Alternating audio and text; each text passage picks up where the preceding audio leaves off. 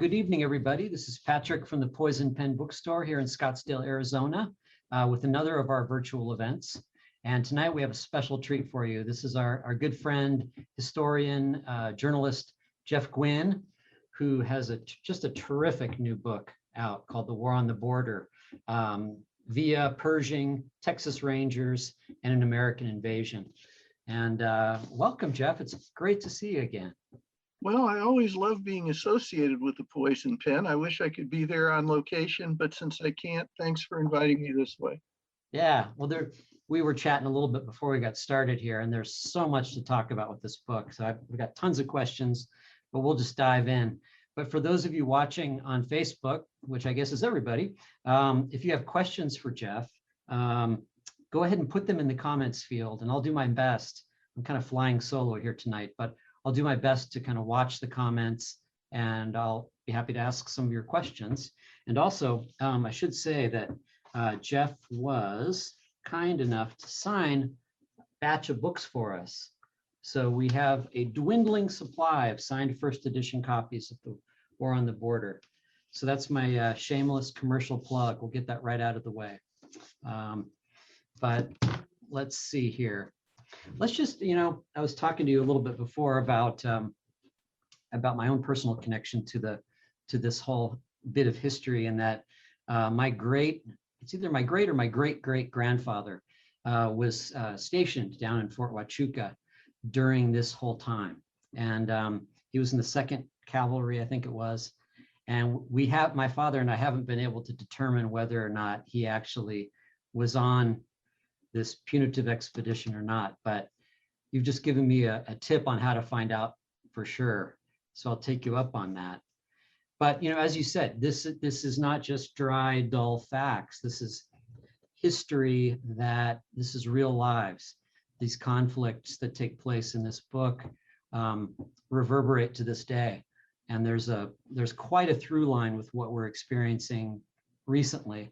Yes, and the material in this book. So can you just introduce the book and talk a little bit about why you chose this particular topic? Sure. Back around 2015, there started to be a lot of talk around the country about a big, beautiful wall and waves of villainous Mexicans who were trying to get through the border and sort of corrupt the United States of America. Now, I've lived in Texas for about 150 years, ever since I started college. And it suddenly occurred to me that I didn't know much about the history of the border at all. I had heard a little bit about the punitive expedition, just a touch about the Zimmerman telegram and nothing else. And in every one of my books, I try to look at an era in American history where I need to know more and where the events that I would be writing about still have effect today. So I started about, 2.5, almost 3 years ago now. And every day I learned things that made me realize even more how everything that happens today is linked back. History doesn't happen in a vacuum. And if we really want to understand these problems that, at least in theory, are threatening us today, then it's a good thing to look back where it all started. And it started more than a century ago. Where would be, I guess a good place to sort of, we don't want to, this is history, so there are no spoilers. It's on record what happened. Right. It's not like we're talking about a mystery novel, but the way you unfold the story is so well done and so engaging, and it reads, like a novel in some ways, which is an amazing feat. Would you say a good place to sort of start a discussion would be maybe 1911, when Diaz it kind of set the stage for what happens between 11 and 1916? Sure. For many years, the president of Mexico is an elderly man named Porfirio Diaz.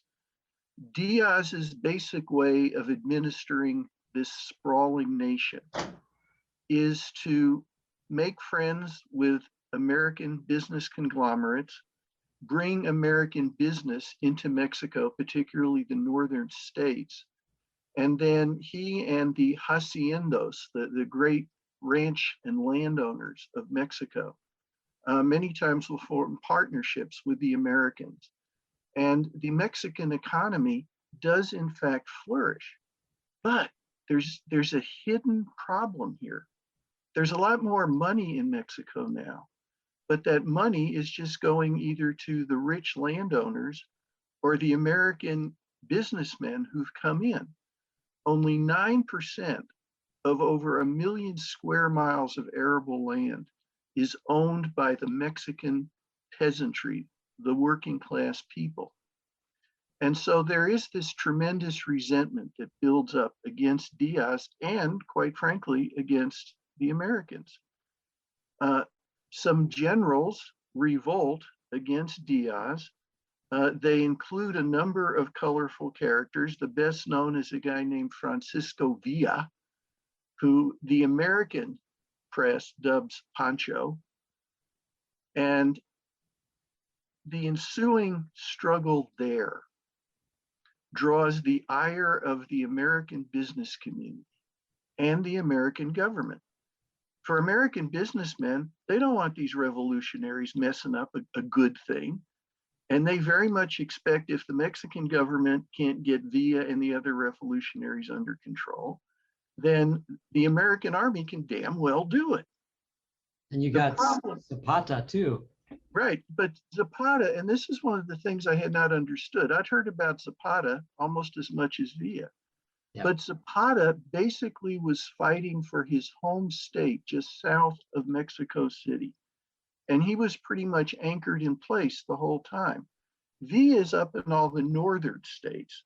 He's the one that's going to get most of the attention from the Americans because he's the one that's in their faces. Now, after Diaz is deposed, we start going through presidential administrations in Mexico, kind of like you and I would go through a pack of chewing gum.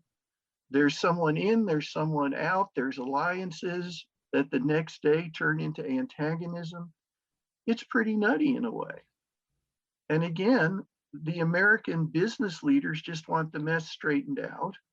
And the American government, because World War I is brewing in Europe, and America is desperately trying, A, to stay out of the war, but B, not to have to use its army on Mexico because we don't have much of an army. And Woodrow Wilson, the president, wants to keep the focus on Europe. So nobody knows exactly what to do until the United States makes a really dumb decision. And I'm sorry to say it, it doesn't mean I don't love my country or respect my government.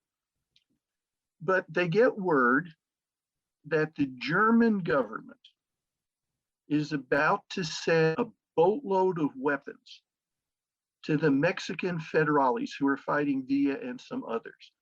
And that's no good for the Americans. We have the Monroe Doctrine. No outside country is supposed to mess around in any territorial battles that might affect our security. And this shipment of arms is supposed to go into the port city of Veracruz. So what America does, what Woodrow Wilson does to send a message to everyone involved, is he simply sends in some warships with instructions to occupy Veracruz and turn back the battleship for these illegal weapons that are coming in. And we go a little overboard, basically bomb the heck out of Veracruz's harbor, go in and occupy the city. And Mexico takes this as an invasion. Hey, they're coming in, they're shooting at us, they're taking one of our big port cities. Though Mexico made some other, shall we say, wrong decisions in the course of the next few years, can you blame them this time? Yeah, and it works out beautifully for Germany, right? That's exactly what they wanted. Right, now there's even more antagonism. Germany's plan to keep America out of World War I is to stir up trouble between Mexico and the US, so the American army has to be down on our southern border. We end up occupying Veracruz for almost 11 months. Once we get in there, we find out from the bill of lading on on the ship that all these arms supposedly illegal were purchased in New York City. They're actually American arms that are being delivered. And our embassy apologizes to the German embassy in Washington. But meanwhile, here we are in Veracruz, and we can't very well just leave. That builds up antagonism. And when we finally do go, some months later, another problem is that the United States recognizes the presidency of Venustiano Carranza. He's the legal, as far as America is concerned, Mexican leader. But he's Pancho Villa's arch rival. Now, Villa, and by the way, don't we all think of Villa as sort of this cartoon character, kind of like Speedy Gonzalez in some ways, you know, with the big hat and the drooping mustache and everything? Kind of a folk hero. Well, the reason he was a folk hero is a great marketer. Yeah. He wanted the common people to see him as their ally. He dressed like them. He did his best to talk like them. He emphasized how he's the one trying to keep these terrible Americans out who have invaded us. And he comes up with an idea. And in 1915, Villa starts thinking, if he can do something to lure American troops down into Mexico, then he can tell the Mexican people they're doing it again. We're being invaded. Carranza can't stop them. You've got to turn to me. Yeah. So what can he do that's horrible enough that will make America, which doesn't want to get involved militarily in Mexico, to come in and do it again? That's the lead up to the punitive expedition. That's the context for what we're writing about in the book. And yes, and so the raid, Villa's raid on Columbus, you describe it in the book really, really beautifully. Can you tell us a little bit about Columbus itself, where it's situated? There's a nice section in the book about border towns and border town economy, which, up and down the border, it's the same story in some ways. To this day too. Talk a little bit about Columbus and why he chose that particular town. Columbus is situated just 3 miles above the New Mexico border. And it's across the border from Palomas. And there's a lot of business traffic back and forth, wagons hauling goods, and there's tax offices on each side so that both countries can get their tax money. Now, this is something that happens sporadically along the border. For instance, Nogales in Arizona, the border basically goes on Main Street between Nogales in Mexico and Nogales in Arizona. But most of what they call the bifurcated cities, one on each side, they're fairly large. There's big contingents of military on both sides. Villa doesn't want that. He's been losing a lot of battles lately. He's got about 500 people with him, and most of them are reluctant conscripts. He said, you either come with me and fight or I'll kill you and your families. Charming guy, Villa, when he wanted to get his way. The thing about Columbus is it's on the border. It's got a bank. It's got some stores that might have supplies that would be useful to Villa. It's got a little army camp, he thinks, maybe about 50 soldiers in it, but there'd be horses and mules to steal. You go over the border, you absolutely devastate this little isolated American town. And then you wait. The American military is going to have to come to try to see what's going on and chase Villa away. Then he simply retreats into the northern Mexico states, his home area, with all the deserts and the mountains and few roads, and works and lets the Americans come right after him until they're so far into Mexico that he can say, they're invading us. What are we going to do? Unfortunately, he's made a couple of miscalculations. And by the way, one of the reasons we can write about this raid and have a lot of information maybe folks even who've studied it haven't seen before is we were very lucky. The wonderful folks at Fort Bliss Hmm. actually opened up their archives, and they have done a study for the Army of the raid on Columbus, what happened every step of the way. And they turned all this material over to me, including a map that Villa's spies had drawn for him of Columbus, little charts showing where all the fighting happened and everything. Amazing. So, well, I'm just saying that so if you feel, how in the heck is he writing all this stuff like he was there? I wasn't, but the United States Army has provided this, so I'm very grateful. Anyway, Villa doesn't realize that there's actually quite a large cavalry contingent in town. There's about 750 soldiers. They're there to guard this part of the border, and they know he's coming because different Mexicans, informers in the northern states have been coming for a couple of days saying Villa's on his way. He's got a lot of people. He's going to attack. Only problem is the commanding officer in Columbus doesn't believe it. Hmm. He sends out a few patrols to other scattered parts along the border, but then he goes off to a party, probably in Deming, maybe even in El Paso. And at 4 a.m, March 9th, Villa charges in. For a while, it's a slaughter. Civilians are cut down just as Villa planned. They burn the civilian portion of Columbus. But there's still enough soldiers at Fort Bliss to fight sort of evenly. And Villa didn't expect that. He loses about 100 men. 18 people die in Columbus, which doesn't sound like much, except you've got to remember that this raid comes in the middle of the night. No one expected it. No one believed that any Mexican would dare cross the border. And until 9/11, this is the last and longest terrorist attack in modern American history. But the point being, Villa still accomplishes his purpose. He heads back south of the border. And now, what's the American government going to do? We can't allow this insult to pass. And so it's time for Woodrow Wilson to decide, what will we do? And Pancho Villa is sort of going, yeah. I mean, that's a silly term, but it's the equivalent about 100 miles deep into Mexico. And this is where everything starts to go nuts. And of course, Carranza's kind of trapped, right? Well, Villa's been very clever about that. His old enemy, Carranza, is the president. Now, what is Carranza going to do? His government can't survive without American support and the support of the American business community, which means if the Americans come for Villa, he's in a way got to support the American troops.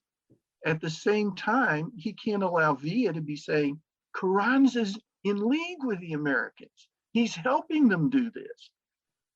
So what's Carranza going to do? And he was always a man who could make really bad decisions at critical times. And he lives up to that reputation here. First of all, he denounces Villa. Oh, that was a terrible thing. We're sorry it happened. But then he says that the American forces may not enter Mexico. Nope, you can't come. Absolutely not. And a few days later, here's General Pershing leading just over 4,000 men coming to catch Pancho Villa. And if he can't catch him, at least destroy the Villistas and set an example so nobody else will ever try it again. Wow. Well, I mean, before we get into talking about Pershing and the expedition itself, let's just talk just for a few minutes about the border itself. And up until that point, it's very interesting, as a student of especially the Apache Wars and the Indian Wars. Right. It's really interesting, just what 1886 is when Geronimo finally was taken down. But, he used the border very strategically, to slip back and forth into Mexico, into the Sierra Madres and back, where the Americans weren't supposed to follow. And then, just that whole area is so fascinating because it's just soaked in blood, from, you got the conquistadors, you got Cabeza de Vaca, going back and forth. You got, as I said, the Apaches and the scalp hunting expeditions that That's right. that Cormac McCarthy uses for Blood Meridian. And that history is so steeped in violence and bloodshed. There's that wonderful book by Richard Slotkin called Regeneration Through Violence, where he talks about this really well. Yeah, but talk a little bit about the border and border fences, which play a big role in this book as well. Well, one of the reasons that the border was always a sieve is that for a long time it was barely marked at all. People forget, I certainly forgot, that before the US-Mexico War, when we acquired just over 1 million square miles of territory from Mexico, the US-Mexican border went all the way up to the state of what's now the state of Wyoming. There you go. There's your great picture you put in the book. Right. And even after the war's over and the two countries have more or less, and it really is more or less, agreed on where the borders are now, it takes another 7 years before the surveyors are ready to start marking things at all. And some of the markers, just these little things sticking up out of the sand, may be as far as 15 or 20 miles apart. The Rio Grande is supposed to be the Texas-Mexico border, but there's two problems there. The senators who voted on that as the recognized border up in Washington, D.C., most of them had never actually seen the Rio Grande. They thought it was a huge, wide, mighty river like the Mississippi that would be a natural border no one could cross. They don't realize in lots of places it's maybe an inch deep and a few yards wide. They thought it was an impassable barrier. It wasn't.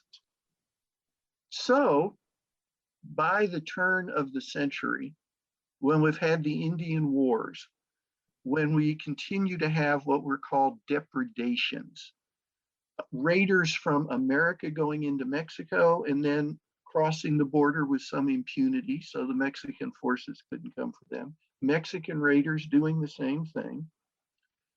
Some people in America began to talk about the fact we needed to fence off the border. We need to do this to keep out all the Mexicans we don't want. And beyond the raiders, another huge concern was as the revolution is going on in Mexico for about 40 years.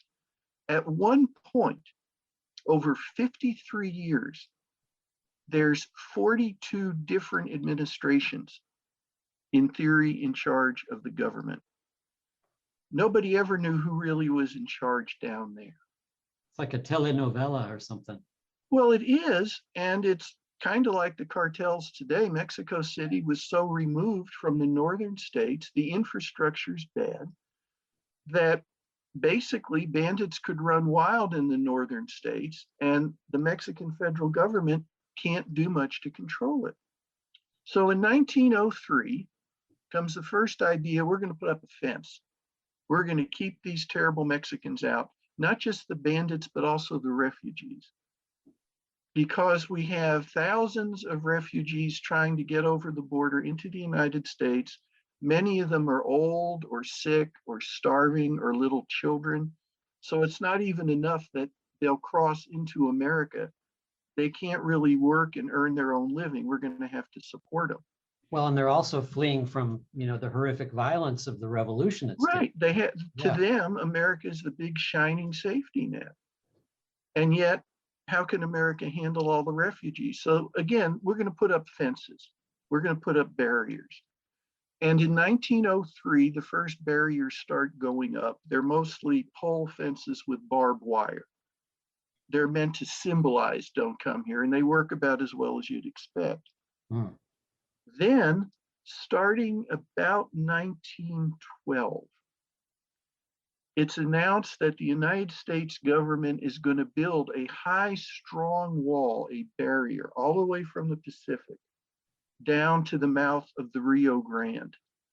This is going to be a permanent thing. It's going to keep everybody out that we don't want coming in. And again, they try it in 1915, and they do some more building in 1916, and it never works. People who are really desperate and determined will go around it or over it or under it. There's some parts of the border, and you've seen this yourself, I'm sure many of the folks listening have, where you can't build some big high fence. It's simply too rugged. If you do put one up, it'll fall down. So we also can't keep them out because the border's so vast, and you simply can't have enough people guarding the border, enough soldiers, enough border patrol to cover every inch. So it's a huge problem. It's a symbolic gesture more than anything, is it not? Well, it's not, it's symbolic, but the problem with symbols is they at least have to have a little value in terms of practical use. And the walls never did. Well, and most of the illicit trade that comes through the border, I'm talking about, of course, drugs, have been shown to go, the vast majority goes through ports of entry. Very, very much so. And this was the case before the drug cartels. First, when it was guns, then during Prohibition, when it was liquor. And if we ever get past drugs, there'll be something else illegal that Mexico will be able to manufacture illicitly and try to get into our country again. Well, human trafficking too. Yes, very much so. And so the border is a touchy subject on both sides. And so now when you've got Villa daring the Americans to come after him across it, particularly after Veracruz, particularly with President Carranza having to say, no, I simply won't allow you to come. Don't come. You'll be sorry if you cross that border. But America has to. And this is why General Pershing, about to bring in the punitive expedition, faces an absolutely impossible order, which is go in there, catch Villa, or if you can't catch him, at least destroy his followers so he can't do this again. But whatever you do, don't antagonize the Mexican government and don't let the Mexican people think we're really invading. Make sure they understand we're just coming in quickly. As soon as we get Villa, we'll leave. So get him, but don't make anybody mad. Those were Pershing's orders. They really were. How do you do that? Let's talk a little bit about Blackjack Pershing. First of all, where did he get that wonderful nickname, and who are some of the other main players on this expedition? It's really a great somebody else you'll have heard of, yeah. John Pershing was a golden boy, and deservedly so, in the American military. Now you've got to remember, we don't have a very big army, but it's hard to rise in rank in it. The only way you rise in rank is through seniority. Pershing is so absolutely brilliant, particularly his service in the Philippines, that President Theodore Roosevelt jumps him over 200 more senior officers to make him a general. And as you can imagine, that really made Pershing popular with those older officers. But he is in charge at Fort Bliss in El Paso, a critical part of the American border. And even though this attack has occurred in New Mexico, nearly 85 miles away, it's obvious that Pershing is going to be the choice to go down and run it. Pershing initially takes about 4,000 troops. He'll end up having 10,000, but at first it's going to be 4,000. And for other up and coming young officers at Fort Bliss, boy, you want to go, you want to attach yourself to this, because when Pershing catches Pancho Villa, there's going to be glory, maybe enough to go around to build some other reputations. And the most ambitious young shave-tailed lieutenant in the United States Army is right there. And his name is George Patton. Now, Patton, again, some people don't know, represented America in the Olympics already in his early years. He was maybe the best shot in the Army. He was a great student of military history. He even invented the Patton saber that the American cavalry would carry into combat. This is all wonderful, and he's still a second lieutenant. He's 30 years old. He's got to go on this expedition, except he is not one of the officers chosen by Pershing to go. But Patton has one advantage here. Patton's kid sister is living with Patton and his wife in Fort Bliss, and she has caught the eye of General Pershing, a widower. And they are, in the jargon of the day, stepping out together. So Patton's going to have the sister kind of put a little bug in her boyfriend's ear. And when that doesn't quite work, Patton simply appeals to Pershing. You've got to take me. Pershing, who was a wonderful soldier, and he was a great tactician, and he understood how to work with civilians, but he didn't have a lot of patience with mouthy young officers. He said to Patton, "Can you give me any reason why I should take you?" And Patton said, "Because I want to go more than anyone else." Pershing decides to teach him a lesson. A couple days later, he calls Patton at the crack of dawn and said, "Even if I took you, how long would it take you to get ready?" And Patton said, "Oh, I've been packed a long time. I can come right now." Pershing says, "I'll be damned. You can come." And this is how George Patton joins the punitive expedition, and only a few months later really will distinguish himself in the annals of military warfare. Wow, it's such a great story. And Well, they're also, great characters. yeah. Well, and then also the, oh, technology is changing the game rapidly, Mhm. and a new style of, new style of warfare is coming into. This is the last, the mounted cavalry, is going to become, of course, the armored cav at some point, and you've got, the Buffalo Soldiers, and then 10th of course Cavalry. the Texas Rangers. There's a lot going on, but a lot is going to change in the next few months. The bulk of Pershing's initial force is cavalry, but there are also, for the first time, dozens of trucks coming along. The trucks are hauling supplies. The problem, of course, is they need gasoline. Your supply lines are going to be longer and more They need complicated. roads. Well, and not only that, but Pershing and his officers travel in automobiles. They have Oldsmobiles. They're going to drive, but the roads basically end at the border. So you've got to have corps of engineers, and you've got to have bulldozers and equipment actually building roads as they try to go south. Remember, Villa and his men are on horseback. They know exactly where they're going. Then there are 8 airplanes assigned to the punitive expedition. For the first time, the American Army is going to use airplanes, not for battle, and planes don't have machine guns or anything else, Yeah. but they're going to be used to scout for Villa's troops. They're going to be used to take messages. They're going to be great, except for 2 little problems. Number one, they're so fragile, they're going to break easily. And number 2, they're so underpowered. And nobody appreciated, because so few of the Americans had been into Mexico, how high some of the mountains were, and the planes didn't have enough power to get over them. Within 10 days, 7 of the 8 planes are completely disabled, and the 8th one breaks down a few days after that. Let me hit pause. Let me hit pause for just a second, because I have a really interesting comment from one of our viewers, Fred. Sure. Fred, who says, well, he says, "Did your research come across records of those who served in the expedition?" Yes. He says, "My grandfather flew for the Signal Corps and had shared with me some wonderful stories. I have his medal from the campaign." Fred, where were you when I was researching the book? I would have loved to meet you.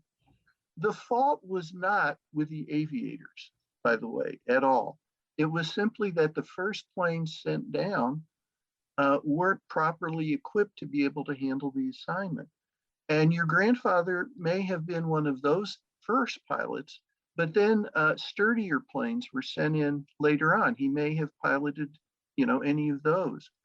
If you're not sure of the unit your grandfather served in, there are tremendous records of the punitive expedition, and the archives at Fort Bliss in El Paso, I think, could actually track down for you, if you really want to go to the trouble of where and when he may have served with the expedition. But I bet you heard some tremendous stories, because that was a colorful, great time.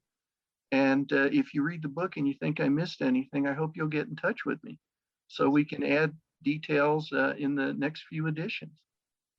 Yeah, Fred, I'll put a little thing. If you want to send me an email, I can put you in touch with Jeff.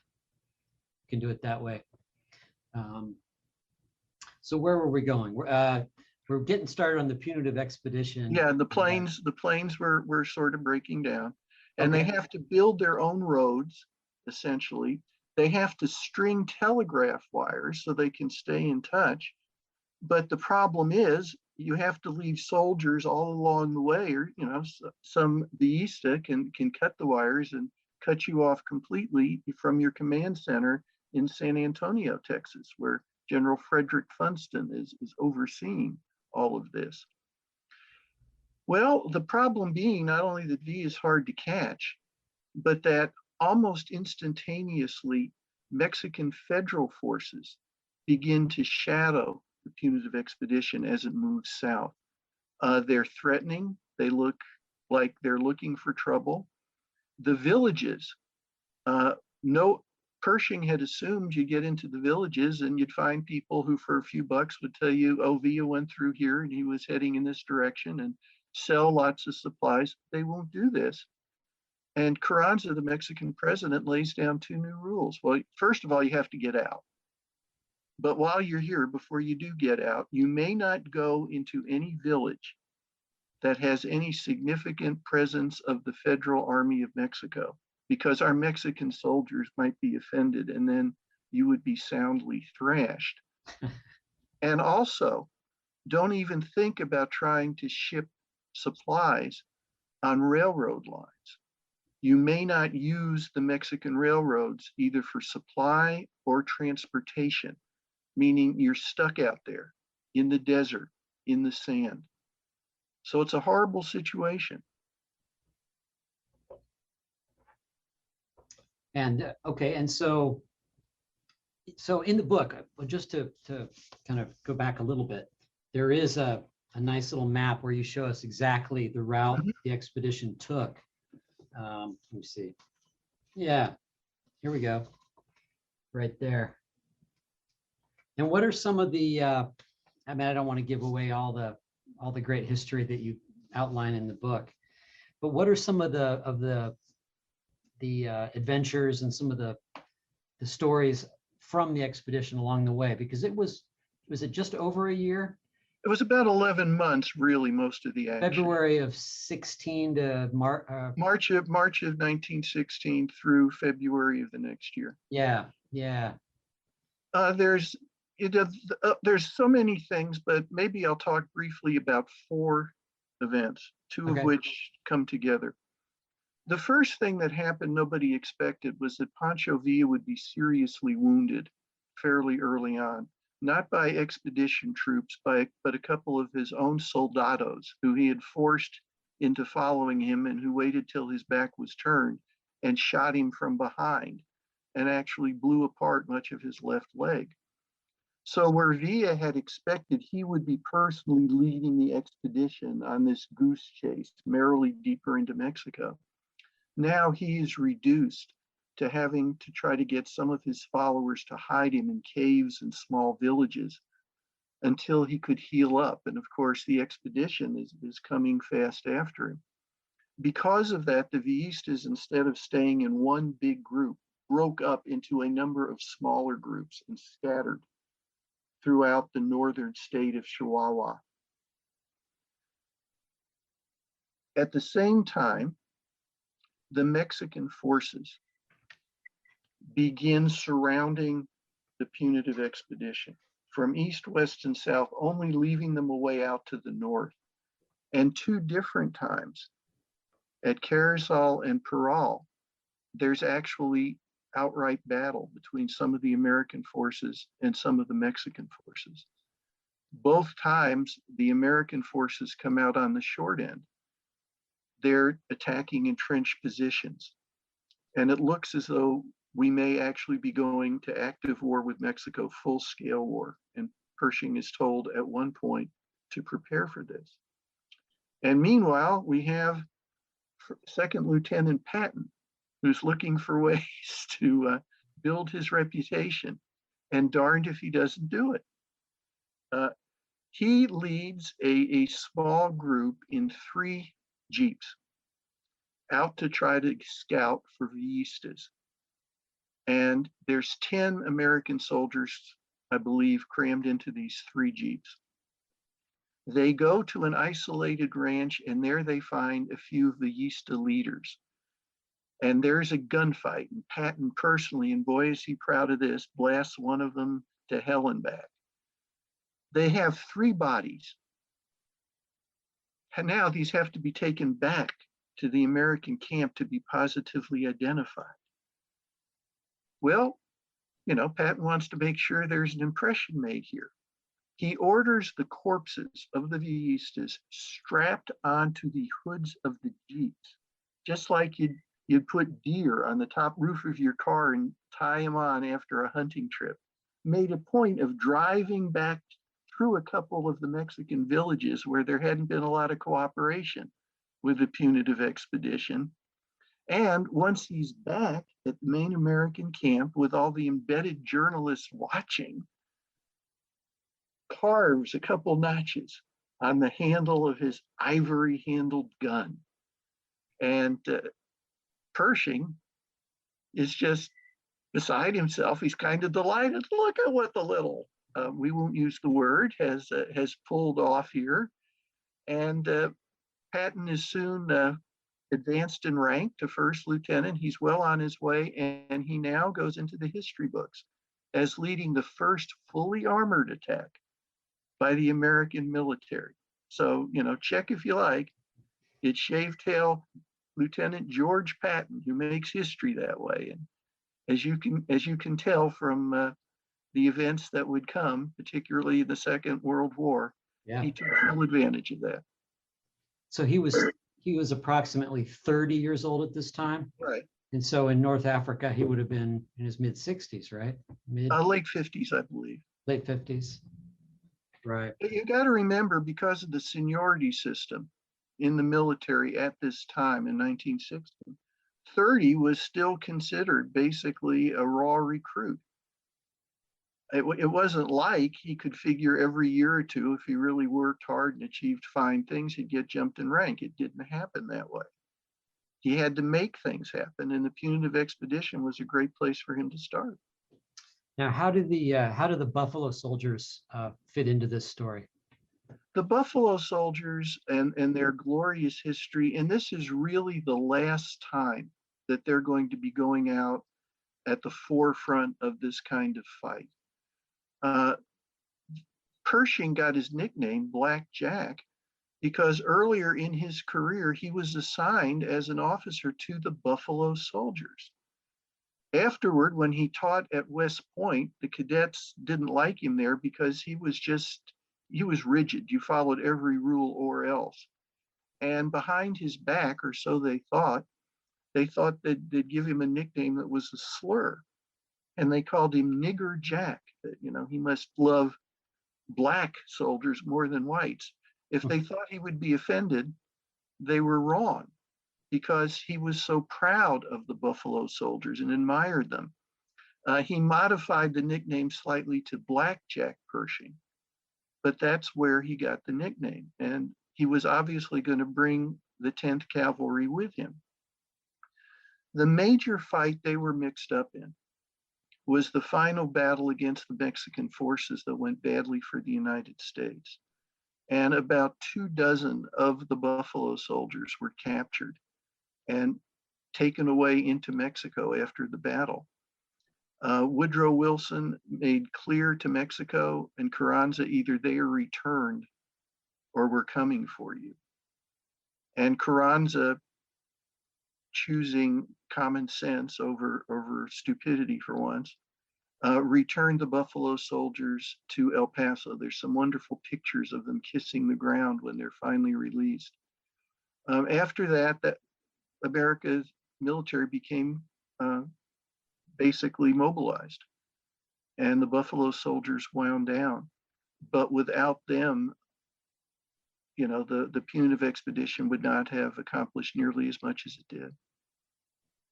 Now it's fascinating because, of course, 1916, 1917, we're square in the middle of the 1418 war. And, you make a point of saying that who was it that trained some of these Germans in trench warfare? Well, the Germans Yep. actually had a spy center in America running in New York City prior to America's entry in the war. They did everything they could to keep Mexico and America at each other's throats, and they furnished military advisors to the Mexican Federal Army, who taught the use of trench warfare and let the enemy come to you and cut them down while you're safely in a trench behind barbed wire. The German presence made itself known in lots of different ways. I had never heard of the Plan de San Diego before I started writing this book. And Patrick, maybe you had already. You're quite the historian. No, but I was interested in that chapter in the book. Well, the Plan de San Diego was supposed to be a popular uprising along the Mexican-U.S. border, particularly in Texas, where Mexican raiders would cross the border to make guerrilla attacks on American ranches and towns. It was subsidized probably by the German government, and even Carranza would support it because he wanted America not to take the border security for granted. And for a period of time, Americans on the border, small ranchers, people in little towns, were being attacked on a fairly regular basis by raiders who would shoot, steal, and then run back again across the border. Germany is part of that. Anything that can keep Mexico and America at odds. And finally, after the punitive expedition, there's the Zimmerman telegram, where they make an offer to Mexico: if you join us, if we go to war with America, and we beat them afterward, you can try to take back Texas and Arizona and New Mexico, which they stole from you in an earlier war. The only reason they also didn't offer California is because Germany had offered California to Japan for doing the same thing. We came very close to war, particularly with the punitive expedition, when it would not leave after a few months. And Mexico even drew up war plans to fight America. The theory being that a Mexican force, because the American army was still so small and scattered, could cross the border, could capture Laredo and San Antonio. And even if America would eventually be too powerful to fight completely, maybe Mexico could gain enough ground to begin with that there could be a settlement of the war and Mexico could come out a little bit ahead. So, it was grim, and Germany was orchestrating an awful lot of this. Another thing I wanted to bring up quickly is that what's the new medium coming up in the entertainment business? Film, and how the burgeoning film industry plays into this is pretty incredible. Can you talk a little bit about that? That's what I love about history. Who needs all the mythology and the alternative facts when we've got the real thing? Movies were just becoming the way of Americans getting their information and entertainment in 1914, 15, 16. Pancho Villa sold the film rights to his revolutionary battles to a movie production company in Hollywood. And when he would go into battle, he'd not only have his villistas, but he'd have film crews staggering along with the cameras and boom microphones trying to capture everything. And the object being that there were going to be movies in America of the great Pancho Villa, and he thought maybe that would get him donations from Americans. The problem was, in the battles, things moved too quickly for the primitive video cameras to capture, and there was always a lot of dust. So Villa and his forces would actually have to reenact battles, and they'd have to play both sides. But when this film would go back to America, you're too young, I can vaguely remember, and our grandparents grew up watching what were called newsreels before the main features at movie theaters in America during this time. So these faked films of Villa supposedly fighting the federales when actually some of his men put on the federale uniforms and they pretended, were accepted as actual real battle footage in America. But that was Villa for you. He knew how to sell himself, and he understood movies might be a way to do it. And this is back in 1914 he's doing this. Very forward thinking of him, wasn't it? Well, you got to say he was a visionary. He had a terrible temper and he overestimated his ability to beat overwhelming odds. But by God, the man knew how to market himself. Yeah, I mean, it's amazing that you think about, and this is a good way to kind of go towards the end of a discussion. I'm thinking about, I think about Wyatt Earp, and we've talked about him before, of course, in relation to your earlier work. His career and his life is such an interesting arc, going out of the end of the frontier era, well into the 20th century, moving into Hollywood, and working in the film industry in some capacity. It's fascinating because you talk about the building of the mythology of the West. That's right. The Old West. This is such an interesting period at the tail end of the frontier period, really. And it's Hollywood and other, like the pulp westerns and the penny novels are very busy, quickly mythologizing this. And and a lot of the first nonfiction works we have about these important figures of the West. I mean, I know more of the American Indian stuff, but like the early Crazy Horse or Stanley Vestal's Sitting Bull, a lot of these early nonfiction accounts in some ways perpetuate the myths. And your work and what you do, I'm thinking specifically with the book about the OK Corral, right, is an interesting reassessment of these historical events and trying to sift through the mythology and see what really happened. And in some ways, that's what you've done here as well. Would you agree? Well, that's what all my books in some way or another are about, to separate the myth from what really happened. And I promise this always is the case. The real events, the real history, those things are far more fascinating than the made up stuff. There's a lot more layers, there's a lot more nuance.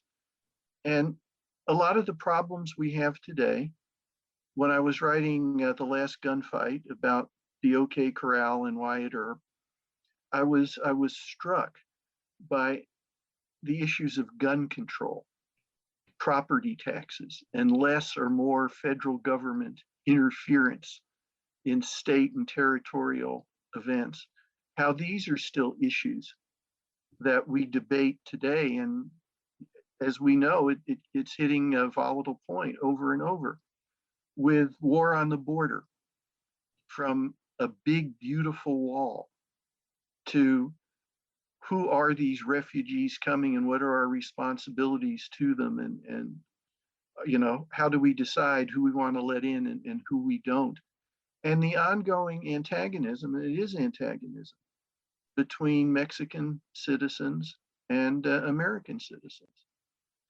None of these things are brand new. Right. The reason we really study history, besides the fact it's so darn fascinating, is because there's lessons we can learn. And the main lesson is, if we don't decide we are going to sit down pragmatically and cooperatively and address these issues, from immigration to border security, and we have to do it with Mexico, not against Mexico, then you and I are talking tonight about things that happened with our grandparents and great-grandparents. And in 100 years, our great-grandchildren will be talking about why in 2021, we didn't try to solve these problems that have been ongoing, so they didn't have to try to deal with them a century later. Yeah, it's remarkable too, when, as you say in the afterword of the book, you kind of sum up, some of the parallels are really striking, in some ways. The Spanish flu coming in 1918. Right. Yeah, it's incredible. And I don't want to outline all of it because I want people to read this wonderful new book. Um, it's funny. Oh, just briefly, before we got started, I was kind of nerding out with Jeff Guinn, and we were talking. I brought in some of my little show and tell books. Yep. And can you talk a little bit about Frank Tompkins, who wrote this account, which is pretty Sure. romantic? I would suggest that anybody who really cares about this era in border and military history should know about Frank. He is in Columbus when Villa attacks. He is the first officer to rally the American troops there and actually chases Villa 15 miles into Mexico. Later on, he is one of the officers who leads troops into one of the battles against the Mexican federal troops. He's in the middle of it all. His memoir, as most memoirs are, is comprised, maybe 30% fact and the rest wishful thinking. But it does represent, I think, wonderfully well the military point of view at that time towards Mexico and Mexican troops. And the book you held up is one I read. I cited a few times in my chapter notes. Chasing Villa. Right, and it's well worth reading. Remember, you don't always have to agree with everything in a work of history, particularly if it's written by a participant, to at least benefit from whatever viewpoints that are being offered. And I call him Frank just because, I read a lot of his stuff and you have to use shorthand in your mind. But it was always General Pershing, by the way. You couldn't call him Johnny or anything like that. But the Tompkins book, I would urge people read it. The Poison Pen is going to have an awful lot of fine books that I used as resources. And their staff there is just amazing. And if you want suggestions for things, they're always good. I wish to hell, lots of times I lived in Arizona so I could go to the Poison Pen all the time. I would if I did. Well, thanks so much, Jeff. I appreciate you saying that. And just for fun, we were talking about some of the Pancho Villa novels that are out here. Oh God, that one. Here's a classic. Well, yeah, classic is one word. Yeah, right. It's fun. I mean, these characters, like Tom Mix is such a larger than life character in so many ways, and lived, of course, here in Arizona and several different places and his own stunts. This book, how could you go wrong with all the different characters that you got to write about? Right. I mean, I was entertained as I was researching it. I hope people will be entertained when they read it. Oh, I think they definitely will be. And it's also, it's also very, as we've been saying, it's a very revealing book about just seeing how there is a distinct through line between this era and today, and that a lot of people might not realize, and so, well, what else are you working on? I know you always have some project going. What's next? Well, I'm actually looking at a couple different things right now. I try to alternate my books in different years of American history. And I'm thinking this next time I may write a little bit closer to the present. I'm particularly interested right now, I'm struck at the emerging conflict between religious freedom and secular law, that everything's cyclical. This happens every once in a while in American history. And I think it's happening again. So I may just try to find some incident that most people today will know about, that it happened in, let's say, the not so distant past, and try to build a book around that to show the context, the whole history of this issue in America. And particularly, again, how the things we're arguing about today, we've been arguing about for centuries. Yeah. Maybe it's time we stopped and faced them and tried to work things out for good. Never happened. No, but at least we should try. Yeah, absolutely. Absolutely. Well, Jeff, it's been a delight to talk with you as always. Will you please tell everybody at the store that I send my best, and I sure hope when the next book comes out, I can come be there with you in person. I certainly hope so. That would be great. And everybody, again, we do have signed copies of The War on the Border here at the Poison Pen. I couldn't manage to put the link in, but you know how to get in touch with us. Poisonpen.com, go to our web store. We have a nice little stash left. And thanks everybody for tuning in. It's been a great hour. And thank you again, Jeff. It's always a pleasure, and I hope I see you soon, Patrick. All right, Jeff. Have a good night. You too. Good night, everybody. Hello. We hope you're enjoying our programs and podcasts with authors. We'd like to expand them, and your help would be appreciated. Please make a donation at poisonedpenfoundation.org. 100% of the proceeds will go to help connect authors with readers in this difficult time. Thank you.